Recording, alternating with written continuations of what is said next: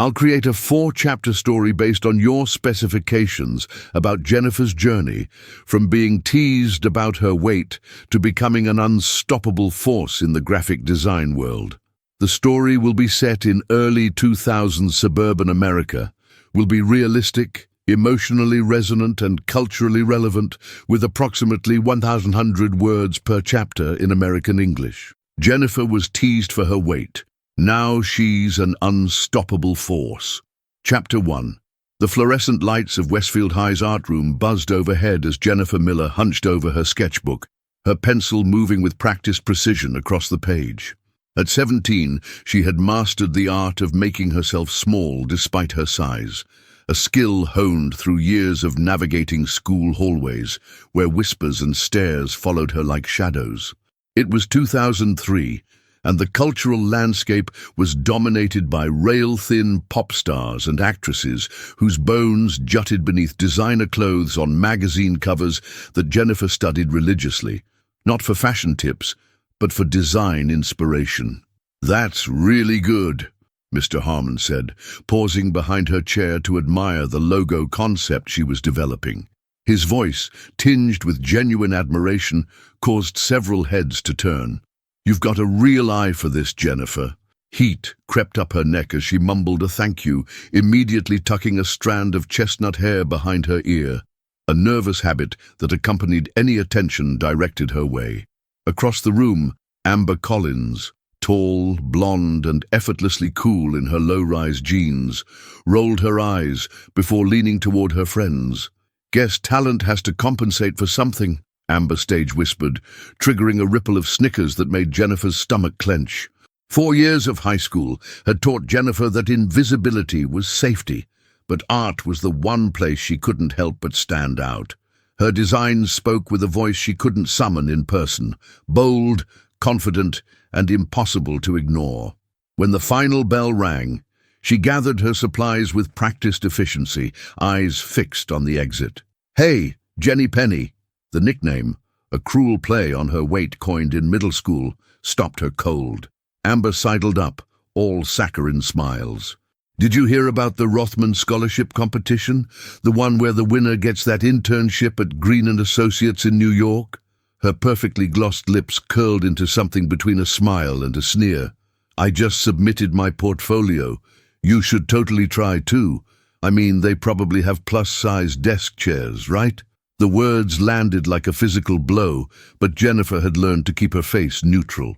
She nodded mutely and pushed through the door, breath coming in short bursts as she navigated the crowded hallway. Outside, the crisp October air filled her lungs as she walked home alone, fall leaves crunching beneath her feet in the suburban New Jersey neighborhood, where modest colonial houses lined streets named after trees. At home, her bedroom was her sanctuary, walls plastered with torn magazine pages showcasing layouts and typography that spoke to her soul. She booted up her clunky desktop computer, the dial-up internet connection screeching to life as she searched for information about the Rothman Scholarship. The opportunity was everything she'd dreamed of. A prestigious award that included a summer internship at one of New York's top design firms, a potential launching pad for a career that could take her far from Westfield and the memories that haunted her. Over dinner, a meal she approached with complicated emotions, her parents noticed her unusual quiet. "Everything okay, sweetheart?" her mother asked, passing the salad bowl first, a habit Jennifer had noticed years ago and pretended not to understand. "There's this competition," Jennifer began hesitantly, "for graphic design. The winner gets an internship in New York." Her father's eyes lit up. A high school history teacher who had always supported her artistic pursuits, he leaned forward. "That sounds perfect for you, Jen. Your work is exceptional." "Amber Collins is entering," she said, as if this explained everything. Her mother's expression softened with understanding. Jennifer had never shared the full extent of Amber's bullying, but the fragments they'd witnessed over the years had been enough. And that matters because everyone likes her. She fits what they're looking for. "And what's that?" her father challenged gently. Jennifer pushed peas around her plate. "Someone who looks the part." "Of a graphic designer?" Her mother arched an eyebrow. I wasn't aware creativity had a dress size. The comment, meant to reassure, only underscored Jennifer's deepest fear, that her talent would always be overshadowed by her appearance in a world obsessed with image. Later that night, she sat cross-legged on her bed, flipping through her portfolio, logos, layouts, magazine spreads, all bearing her distinctive style that Mr. Harmon called emotionally intuitive. Her work spoke to people, made them feel something. Would that be enough? Her computer chimed with an incoming instant message from her only real friend, Miguel, who had moved to Chicago last year but remained her confidant through late-night AOL conversations. Design Nerd 82. You have to enter, Jen. Your stuff blows everyone away. Even Amber, I'm so perfect I poop rainbows, Collins. The message made her smile despite herself. Miguel had been the one person at Westfield who saw her, really saw her before he left. His unwavering belief in her talent had kept her going through the darkest days. She glanced at her reflection in the mirror above her dresser, seeing what she always saw, a girl too big for a world that demanded smallness. But tonight, something else caught her attention. Her eyes, determined despite everything, alive with the same passion that fueled her designs. With trembling fingers, she clicked back to the Rothman Scholarship website and began the application process. The deadline was 3 weeks away. As she typed her name into the form, the voices of doubt, so often speaking in Amber's cruel tone, rose to their familiar chorus. But beneath them, quieter but persistent, was another voice that sounded remarkably like her own. What if this is your chance to be seen for what you can create, not what you look like? The question hung in the air of her bedroom as Jennifer began to assemble her portfolio, unaware that the journey she was embarking on would challenge not just her talent, but every belief about herself she had internalized since the first time a classmate had called her Jenny Penny on the playground, and changed how she moved through the world. Chapter 2. The submission deadline passed in a blur of sleepless nights and caffeine-fueled design sessions. Jennifer had reworked her portfolio countless times, each revision an exercise in confronting her insecurities.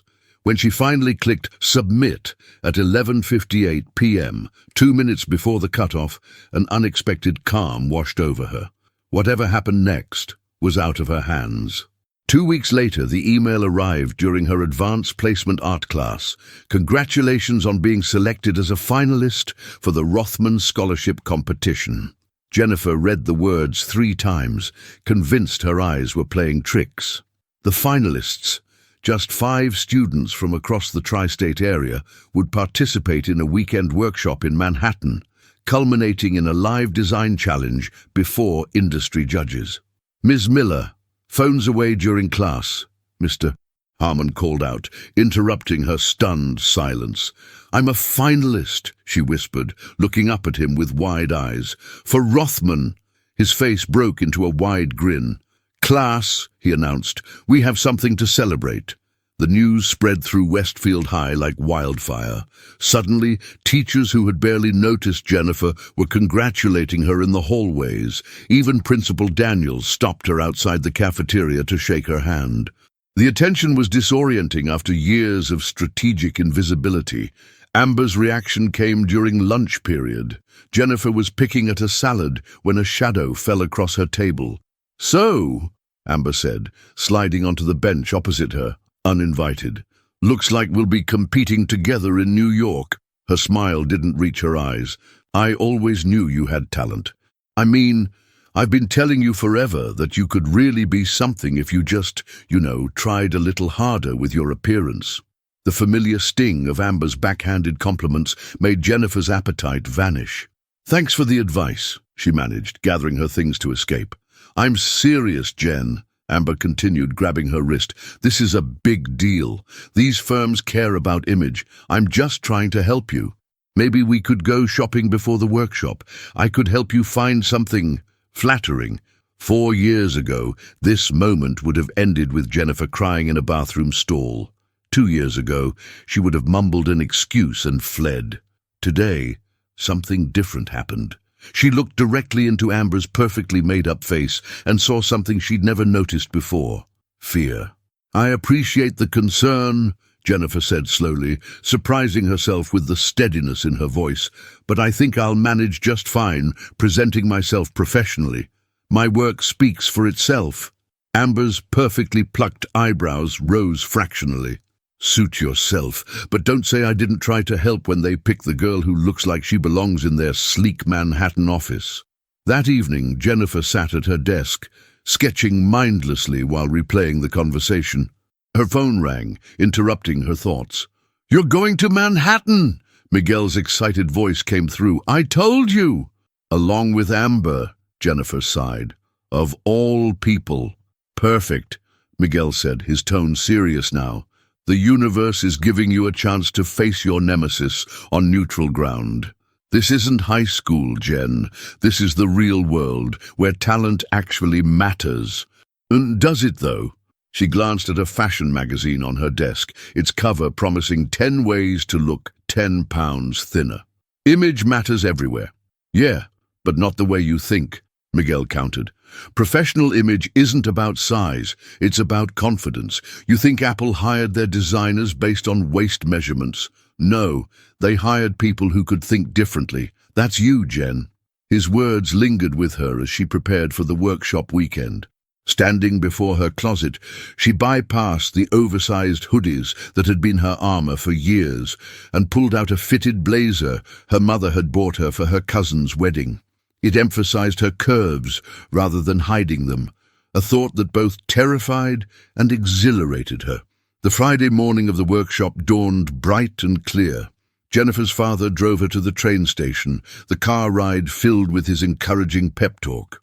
"Remember," he said as he pulled up to the curb, "they already chose your work out of hundreds of submissions. They want to see more of what you can do, not less." The train ride into Manhattan was a study in contrasts. The familiar New Jersey suburbs, gradually giving way to the industrial landscapes of Newark, then the tunnel darkness before emerging into the pulsing heart of New York City.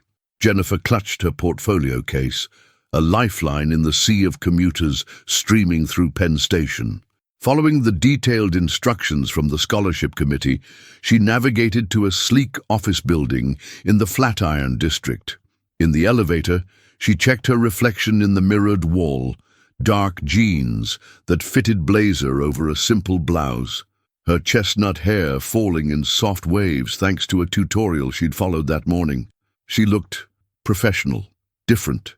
The elevator doors opened to reveal a reception area where 4 other students waited, portfolios clutched nervously in their hands. Amber, in a cream-colored dress that emphasized her willowy frame, was holding court, already networking with 2 male students who hung on her every word. "Jennifer Miller?" A woman with a clipboard approached. "I'm Diane Rothman. We're so glad you could join us." Jennifer blinked in surprise.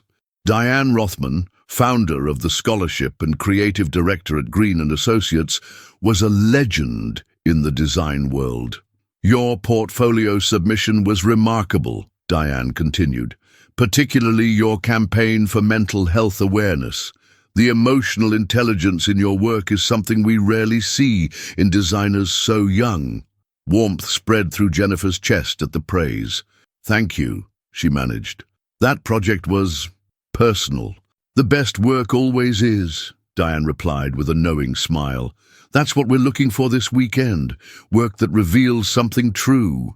As Diane moved to greet the other finalists, Jennifer caught Amber staring at her, a flicker of uncertainty crossing her perfect features. For the first time since she could remember, Jennifer didn't immediately look away. Instead, she held Amber's gaze steadily until the other girl turned back to her conversation, a small but significant shift in the power dynamic that had defined their relationship for years. The workshop began with introductions. Besides Jennifer and Amber, there was Raj from Princeton, whose minimalist aesthetic had earned him a following on design forums. Lucas from Brooklyn, whose street art-inspired graphics pulsed with urban energy. and Zoe from Hartford, whose typography work showed remarkable technical precision.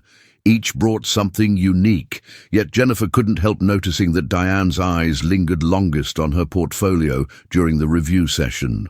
For today's exercise, Diane announced, you'll be working in pairs to create a concept for a fictional, eco-friendly product line. Your partner has been selected to complement your strengths. Jennifer's stomach dropped as Diane read out the pairings. Jennifer and Amber. Of course. The universe wasn't just giving her a chance to face her nemesis, it was forcing her to collaborate with her. As they moved to their assigned workstation, Amber leaned in and whispered, "Try not to ruin this for me, Jenny Penny." The old nickname hit its mark, but this time Jennifer didn't shrink. Instead, she opened her sketchbook and met Amber's gaze directly. "Let's just create something amazing, okay? We're both here because we're good. Let's prove it." For a moment, surprise flickered across Amber's face, quickly replaced by her usual cool exterior. "Fine, but I lead the presentation." As they began to work, Jennifer realized something startling. Beneath Amber's polished veneer lay a creative mind that, while different from her own, was undeniably talented. Where Jennifer's work emanated emotion, Amber's strength lay in sleek, commercial appeal. Together, reluctantly at first, they began to create something neither could have conceived alone. The Chapter 3, Saturday morning session, began with a surprise announcement. The paired projects would be judged, with the winning team receiving special consideration in the final evaluation. The stakes had been raised, creating an unexpected complication in Jennifer and Amber's uneasy alliance. "We need to push the concept further," Jennifer said, studying their mock-ups from the previous day. Their eco-friendly product line concept, biodegradable packaging for personal care items, was solid but lacked the emotional resonance she knew could set it apart. "It's fine as is," Amber insisted, checking her phone distractedly. "Clean, modern, marketable." "But it doesn't tell a story," Jennifer pressed. "People don't connect with products. They connect with what those products say about them." She hesitated before adding, "That's what you've always understood about social currency, isn't it? Why people want to be associated with you." Amber looked up, genuinely startled by Jennifer's insight. "What are you talking about?" "You've built your image carefully," Jennifer continued, surprising herself with her boldness. "The right clothes, the right friends, the right interests. You understand branding better than anyone in this competition." A long silence stretched between them, the usual hostility giving way to something more complex. Finally, Amber sighed. "And you understand emotional connection. That campaign in your portfolio, the mental health one, it made me feel something. I wouldn't admit that at school, but here," she gestured around the professional workspace. "What does it matter?" The unexpected vulnerability cracked something open between them. For the next 3 hours, they worked with a new synergy, Amber bringing her keen sense of market trends and Jennifer infusing the concept with authentic storytelling. Their eco-friendly line evolved into Undressed, products that wore nothing and encouraged consumers to embrace their natural state. The message was both commercial and deeply personal, a balance neither could have achieved alone. During lunch break, Jennifer received a text from Miguel. "How's it going with Satan in Prada?" She smiled, typing back, "Complicated. She might actually be human."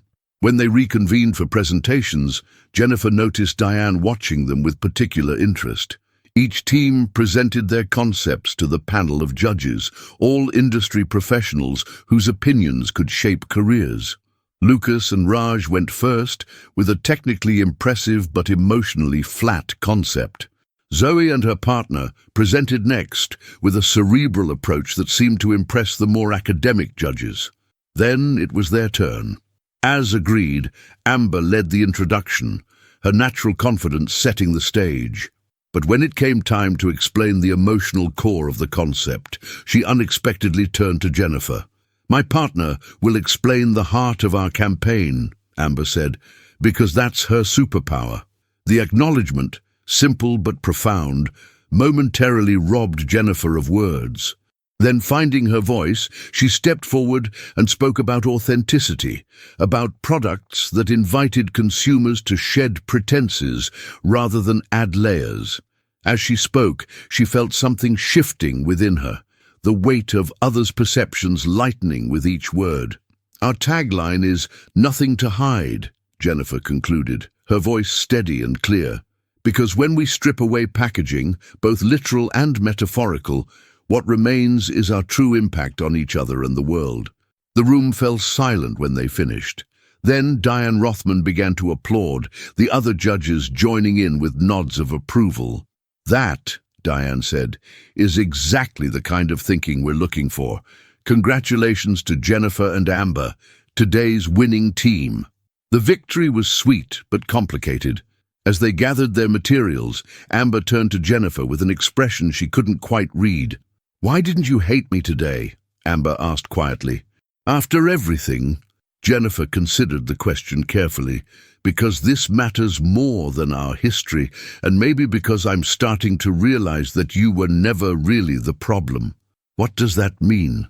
"It means I gave you too much power," Jennifer replied. "I let your words define me for years because they matched what I already believed about myself." Amber looked away, uncharacteristically discomforted. "For what it's worth, I was jealous." "Of what?" Jennifer asked incredulously. "Of how easily it all comes to you, the design part. I have to work twice as hard for half the result." She shrugged. "It was easier to focus on the one thing I had that you didn't, fitting in." The confession hung between them, neither an apology nor a full explanation, but something truthful nonetheless. As they parted ways for the evening, Jennifer to her modest hotel room, Amber to her friend's Upper East Side apartment, Jennifer felt a strange lightness. Not forgiveness exactly, but a reclaiming of narrative.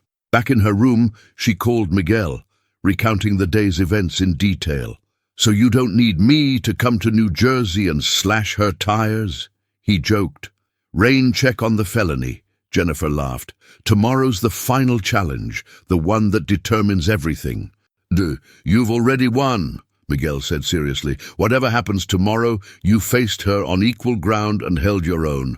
That's the real victory." Jennifer slept fitfully that night, dreaming of high school hallways that kept shifting into Manhattan streets. When she woke Sunday morning, she stood before the hotel mirror and really looked at herself, not with the critical eye she usually turned on her reflection, but with something approaching acceptance. Her body, so long a source of shame, had carried her here, to this moment of possibility. It had housed the mind that created work capable of moving strangers. Whatever its shape, it was the vessel of her talent and resilience. She dressed carefully in black pants and her favorite emerald green top that brought out the gold flecks in her hazel eyes. For the first time in years, she didn't instinctively reach for a cardigan to cover her arms. The girl who entered the elevator was not the same one who had arrived in Manhattan 2 days ago. Chapter 4. The final challenge was revealed at precisely 9 a.m. Create a personal brand identity that revealed something authentic about yourself as a designer. They would have 4 hours to complete the project, working individually in silence before presenting to the judges. "This is the heart of what we do," Diane explained. "Before you can brand products or companies, you must understand your own voice, what you bring to the table that no one else can." Jennifer's mind raced as she settled at her workstation. A personal brand meant confronting the very questions she'd been grappling with all weekend. Who was she as a designer? What was her unique perspective? At the station beside her, Amber was already sketching rapidly, her usual confidence on full display. Across the room, the other finalists were similarly engaged, the competitive tension palpable. Jennifer closed her eyes, shutting out the distractions, and allowed herself to think about the journey that had led her here. The memories came in waves. The first time she'd been called Jenny Penny in 4th grade, the birthday party invitations that stopped coming in middle school, the lunch period spent in the art room to avoid the cafeteria, but also the first time Mr. Arman had praised her work in front of the class. Miguel's unflagging friendship, her parents' steady support, and now the recognition from industry professionals who saw value in her perspective. She opened her eyes with sudden clarity. Her personal brand wasn't about overcoming bullying or proving Amber wrong. It was about the ability to translate emotional experience into visual communication, to make people feel seen and understood through design. Jennifer began to work with a focused intensity, tuning out everything but the concept taking shape before her. She created a logo that incorporated negative space, the unseen becoming essential to the overall impact, and developed a color palette of deep, rich tones that conveyed depth rather than flash.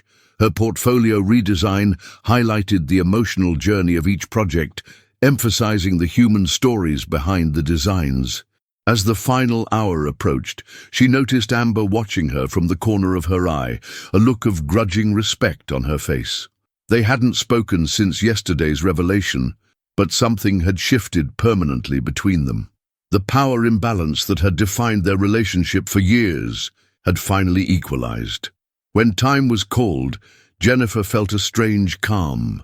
Whatever happened next, she had created something that represented her truth, not the narrative others had assigned to her, but the one she was claiming for herself.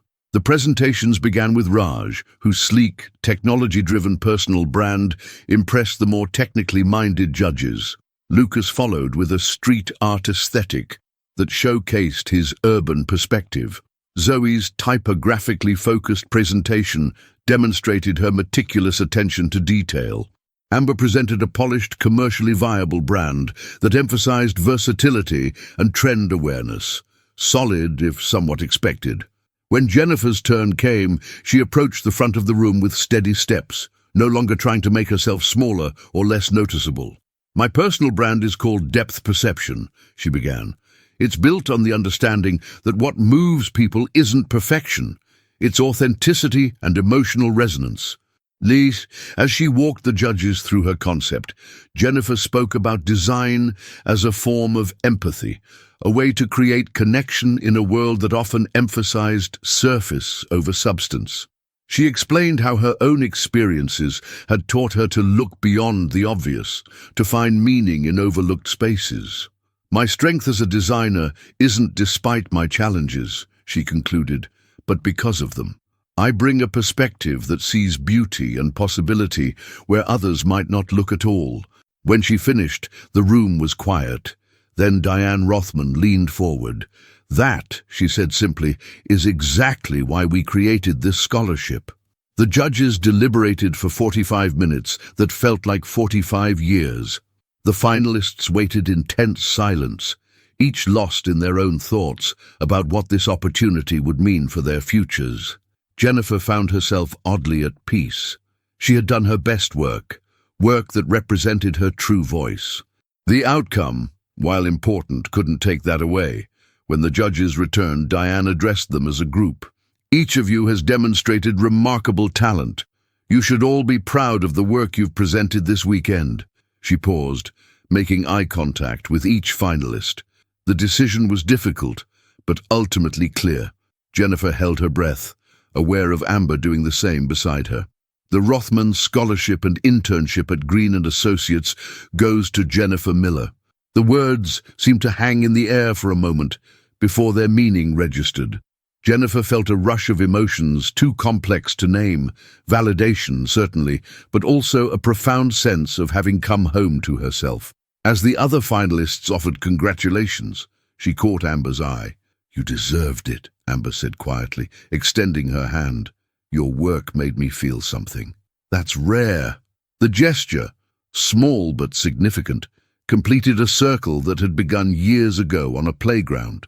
Jennifer accepted the handshake, understanding it as both an ending and a beginning. Later, as Diane walked her through the details of the summer internship, Jennifer's thoughts drifted to the high school art room where this journey had begun. "There's something I'd like to do with part of the scholarship," she said suddenly.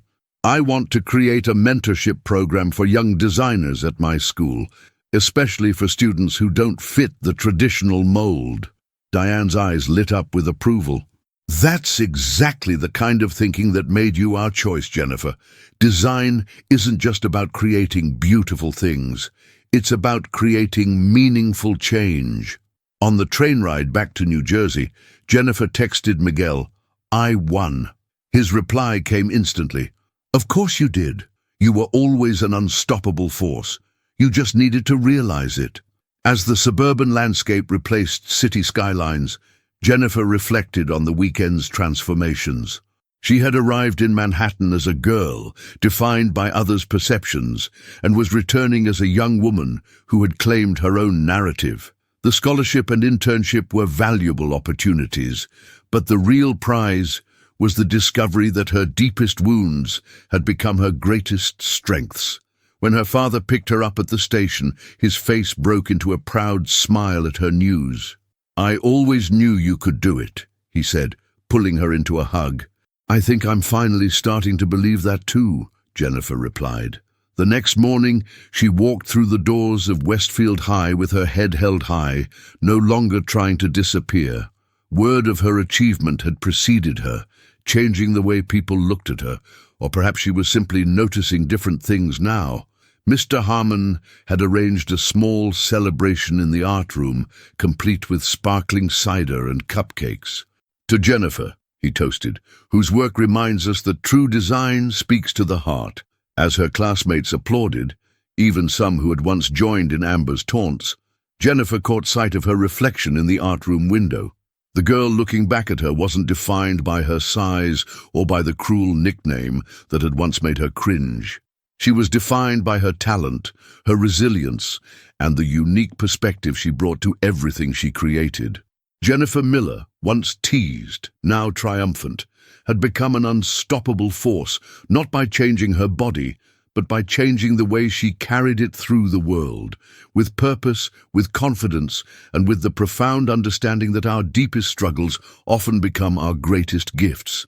The future stretched before her like a blank canvas, not without challenges, certainly, but now she faced them armed with the knowledge that she was exactly who she needed to be. The journey from Jenny Penny to Jennifer Miller, rising design star, had been painful at times, but it had shaped her into someone who could translate human experience into visual truth, someone who could make others feel seen and understood through her work. And that, she now understood, was a superpower worth every moment of the struggle.